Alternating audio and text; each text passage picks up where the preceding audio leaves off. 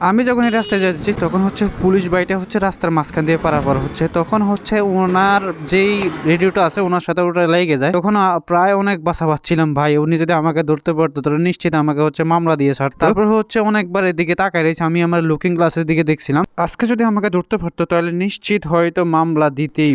আসলে আমার মতো কখনো এই ভুলটা করবেন না। আমার যে ভুলটার কারণে আজকে আমি বাইকটা ছিটকে পড়ে যাওয়া ধরছিলাম, আমি হচ্ছে রয়্যাল এনফিল্ডের এই শোরুম থেকে বের হওয়ার টাইমে সিকিউরিটি আসলে আমরা না ধরলে অবস্থা খারাপ হয়ে যেত, কারণ আমার বাইকটা কিন্তু অলরেডি হচ্ছে পড়ে গেছে। আপনারা যদি দেখেন কিছু কিছু ভুলের কারণে আসলে আজকে এই অবস্থা, যেই ভুলগুলো আজকে। হ্যালো এভরিওয়ান, আসসালামু আলাইকুম, welcome to my YouTube channel. আশা করি সবাই ভালো আছেন, আমি আলহামদুলিল্লাহ ভালো আছি। আমি এখন হচ্ছে রয়্যাল এনফিল্ডের শোরুম থেকে বেরোচ্ছি, কারণ রয়্যাল এনফিল্ডের শোরুমে একটু কাজ ছিল এবং হচ্ছে বাইকগুলো দেখা ছিল। তো এখানে হচ্ছে তাদের নাম্বার ছিল, নাম্বারটা লাগিয়ে তারপর হচ্ছে আমি বের হওয়ার ট্রাই করছি। বাট আমার একটা ভুল হচ্ছে যে আমি আমার যে বাইকটা আছে সেটার মধ্যে আসলে আমার সামনে যে হাইড্রোলিক যে লকটা আসলো সেটা আসলে লাগানো ছিল, যার কারণে হচ্ছে আমি আমার হাইড্রোলিক লকটা খোলার আগেই হচ্ছে আমার বাইকটা স্টার্ট দিয়ে আমি রানিং করার ট্রাই করছি, কিন্তু হচ্ছে আমার মনোযোগ না থাকার কারণে আজকে আমার বাইকটা এমন হয়েছিল। জানি না হচ্ছে সামনের ডিস্কটা কি ঠিক আছে কিনা, সেটা আসলে আমি খুলে নিলাম, খুলে নিয়ে তারপর হচ্ছে লাগালাম। তো রয়্যাল এনফিল্ডের এখানে যারা হচ্ছে কর্মরতরা আছে ওই ভাইয়েরা আসে তারপর হচ্ছে আমার বাইকটাকে ধরছে এবং হচ্ছে আল্লাহ মানে কম খরচে এবং হচ্ছে এবং হচ্ছে কোনো ক্ষতিপূরণ না দিয়ে। বাট হচ্ছে আমি ফার্স্টে হচ্ছে আমার ডিস্কটা দেখছিলাম, ডিস্কটা কি আসলে ঠিক আছে কিনা সেটাই আসলে দেখছিলাম। পরে ওনারা অনেকক্ষণ দেখলো, পরে এটাকে হচ্ছে আপনার ডাবল স্ট্যান্ড করলাম। ডাবল স্ট্যান্ড করার পর হচ্ছে দেখলাম যে আপনার ডিস্কটা ঠিক আছে কিনা।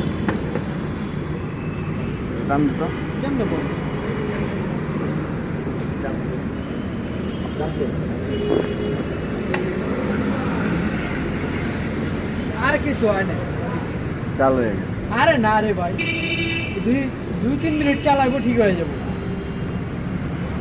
ওটা টাল হয় না, ছাড় খামা মনে আতঙ্ক ঢুকে দুই তিন মাইল চালালে ঠিক আছে। ওটা 2-1 কিলো চালালে ভাই ঠিক হয়ে যাবে।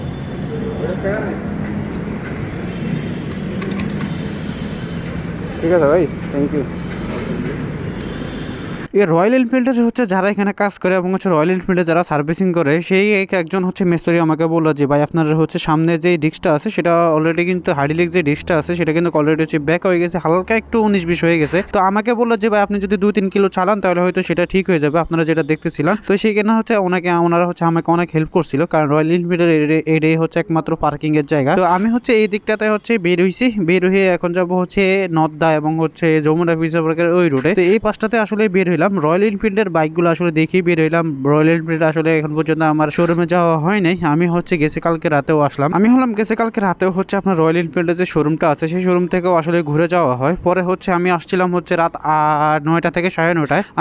আমার জানা ছিল না যে হচ্ছে এটা যে 8টা বা 7:30 বা 8টা এরকম টাইমে এটা অফ হয়ে যায়, যেহেতু হচ্ছে এটা রয়্যাল এনফিল্ডের শোরুমটা খোলা হচ্ছে আপনার সকাল 10টা থেকে 10:30। এইখানে হচ্ছে এই কাহিনীটা দেখেন, এই পুলিশ বাড়িটা হচ্ছে আপনার যে রাস্তা পারাপার হচ্ছে। তো আমি ফার্স্টে দেখলাম যে উনি একজন সার্জেন্ট এবং হচ্ছে যে পুলিশ রাস্তায় যে সার্জেন্ট ছিল উনি হচ্ছে রাস্তা পারাপার হচ্ছে। তখন হচ্ছে এই টাইমে আমি ওনাকে দেখছিলাম যে উনি রাস্তা পারাপার হচ্ছে, বাট উনি আমাকে দেখে আরো আগে দাঁড়াই গেছিল। বাট আমি যখন ওনাকে পাস করতেছি উনি একদম হচ্ছে রাস্তার মাঝখানে ছিল। রাস্তার মাঝখানে থাকা অবস্থায় আসলে আমি ওনার হচ্ছে যে রেডিওটা আছে যেটা হচ্ছে আরেকজনের সাথে উনি কানেকশন করতে পারে এবং কথা বলতে পারে, সেই রেডিওটার মধ্যে এবং হচ্ছে আমার লুকিং গ্লাসটা লেগে যায়। আমি আসলে অনেক জন্মের বাসা পাচ্ছি, যদি উনি আমাকে ধরতে পারতো নিশ্চিত আমাকে মামলা দিত, কারণ মামলা এটা হচ্ছে কিছু কারোর কিছু করার নাই, উনিও আমাকে কিছু বলে নাই। পরে আমি দেখলাম হচ্ছে পিছনের লুকিং গ্লাসটা দিয়ে আসলে দেখছিলাম যে উনি আসলে আমার দিকে তাকায় আছে। বাট এখানে তো আমার দোষ না, আমি যতটুকু পারছি আমার রানিং অবস্থায় উনি হচ্ছে রাস্তার মাঝখানে এসে দাঁড়াইছে। এটা ফল্ট হচ্ছে ওনার ফল্ট, কারণ এখানে আমার কোনো দোষ ছিল না, কারণ উনি ওনার রাস্তার মাঝখানে এসে দাঁড়াইছে। কারণ একজন হচ্ছে সার্জেন্ট হচ্ছে ফুট ওভার ব্রিজ না ইউজ করে হচ্ছে তিনি হচ্ছে রাস্তার মাঝখান দিয়ে চলাফেরা করতেছে। তো সেখানে আসলে ওনাকেও বলে লাভ নেই, হয়তো উনি কোনো কাজে চলে যাচ্ছে এই পাশে। যাই হোক, আমি যদি পুলিশ ভাই হচ্ছে আমার ভিডিওটা দেখে থাকেন তাহলে আমি ওনার দিক থেকে হচ্ছে অনেক সরি, কারণ আমি এটা করতে চাইনি, কারণ আমার দ্বারা হয়ে গেছে। তো এখানে হচ্ছে আমি যে জিনিসটা আসলে এখন দেখতেছি, কারণ আমাদের রাস্তা এবং যে সকাল সকাল ইয়ের থেকে আমি যেটা বলতেছিলাম রয়্যাল এনফিল্ডের যেটা হচ্ছে আমার সাথে ঘটনা ঘটছে। আমি রয়্যাল এনফিল্ডের শোরুম থেকে বের হয়েছি, রয়্যাল এনফিল্ডের শোরুম থেকে বের হয়ে যে মানে সামনে যে লকটা আছে ডিস্কের মধ্যে যে হাইড্রোলিক যে লকটা আছে সেটা কিন্তু আমি ওটাতে লাগাইছিলাম। বাট আমার এগুলো হচ্ছে আরো কয়েকবার হচ্ছে এগুলো ভুল হয়েছে, কারণ আমি লক লাগাই হচ্ছে আমি গাড়ি স্টার্ট দিয়ে রানিং করি। তো এরকম আসলে বাইক পড়ে যাওয়ার মতো কোনো ঘটনা ঘটে নাই। আজকে যেটা ঘটলো, আসলে রয়্যাল এনফিল্ড থেকে বের হয়েছি, বাইকগুলো দেখে বের হয়েছি, অনেক এক্সাইটেড ছিলাম, কারণ মনের যে একটা খেয়াল সেটা কিন্তু আসলে ছিল না আমার বাইকের প্রতি। ওই খেয়ালটা না থাকার কারণে আসলে নিজে একটু সমস্যার সম্মুখীন হয়েছি। বাট আমি ফার্স্টে দেখলাম যে আমার সামনের ডিস্কটা ঠিক আছে কিনা, তো সেটা দেখতে যাই আসলে আমাকে নিচের ডিস্কটাই আসলে হালকা একটু বেঁকা হয়ে গেছে, কারণ এটা আসলে ঠিক করতে যদি আল্লাহ ভালো জানে বড় কোনো ধরনের কিছু হয় নাই। তো এখানে হচ্ছে আমি আসছিলাম, এখানে এসে দেখলাম সিগন্যালটা পার হওয়ার সাথে সাথে এই গাড়িটা হচ্ছে আপনার মানে উনি ঠেলে নিতেছে। পরে উনি যেহেতু আমাকে পিছন দিয়ে দেখছে যে আমি ওনাকে একটা ধাক্কা দিয়েছি, যে অনেক ওয়েট গাড়ি, যার জন্য হচ্ছে আমি পিছন দিয়ে একটা ধাক্কা দিয়েছিলাম। তো আমি এখন বের হচ্ছে চলে আসছি হচ্ছে মহাখালী ব্রিজের এখানে, মহাখালী ব্রিজের নিচে, এবং হচ্ছে রেল লাইনটা পাস করে এবং হচ্ছে বনানী রোডে আসি। তো আমি যেহেতু অনেক দিন হয়েছে এই রোডটাতে আসি না, এবং হচ্ছে পরের ভিডিওটা আসলে ইয়ামাতে পাবেন, কারণ ইয়ামা এখন পর্যন্ত কোনো ভিডিও আসে নাই। 2-3টা আসলে ভিডিও দেওয়া হয়েছে সিএফ মোটর এবং হচ্ছে রয়্যাল এনফিল্ড।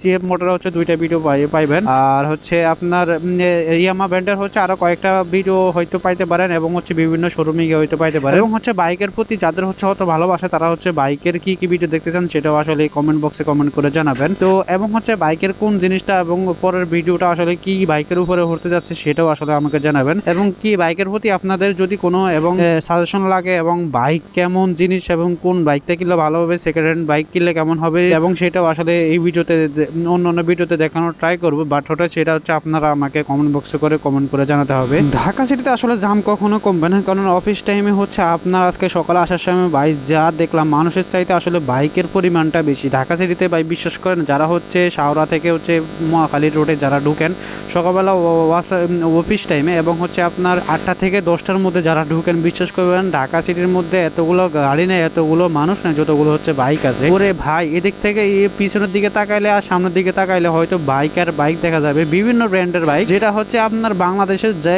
বাইক আছে এবং প্রতিদিন যেই তাহলে বাইকগুলো নামতেছে, প্রত্যেকটা মানুষের প্রত্যেকটা ঘরে হচ্ছে আপনার 2টা করে বাইক আছে।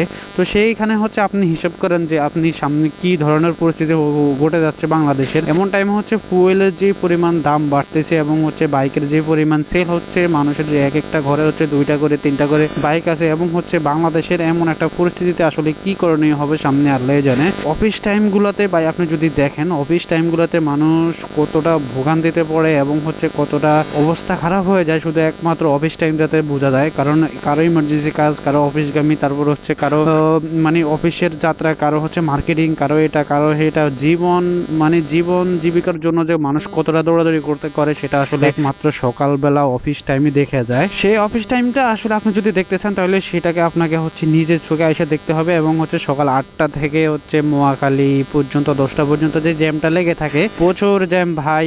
ওটাকে হচ্ছে আপনি যদি একমাত্র নিজের চোখে দেখতে চান তাহলে সেক্ষেত্রে হচ্ছে আপনাকে এখানে আসতে হবে, দেখতে হবে, বুঝতে পারবেন আসলে মানুষ জীবিকার জন্য কতই না কষ্ট করতেছে। এবং তার উপর দিয়ে হচ্ছে এই বাইকের যে ফুয়েলগুলোর যে দাম বাড়াচ্ছে, এবং 5 টাকা কমাইলে হচ্ছে 30 টাকা বাইরে যায়, 3 টাকা কমাইলে হচ্ছে 60 টাকা বাইরে যায়। এমন একটা পরিস্থিতিতে আসলে বাইক এখন চালানোর আগের মতো ঠিক হবে না, কারণ বাইক আর সামনে থেকে হচ্ছে বাইক না চালিয়ে হচ্ছে ওই যে তেলের মতো, তেলের জায়গায় হচ্ছে অক্টেনের জায়গায় হচ্ছে আপনার ওই যে পানি দিয়ে চালাবেন, সেটা আরো ভালো হবে। তো আজ পর্যন্ত এতটুকুই, সবাই ভালো থাকবেন, সুস্থ থাকবেন, আল্লাহ হাফেজ, আসসালামু আলাইকুম। পরে ভিডিওটার জন্য ওয়েট করুন, আল্লাহ হাফেজ।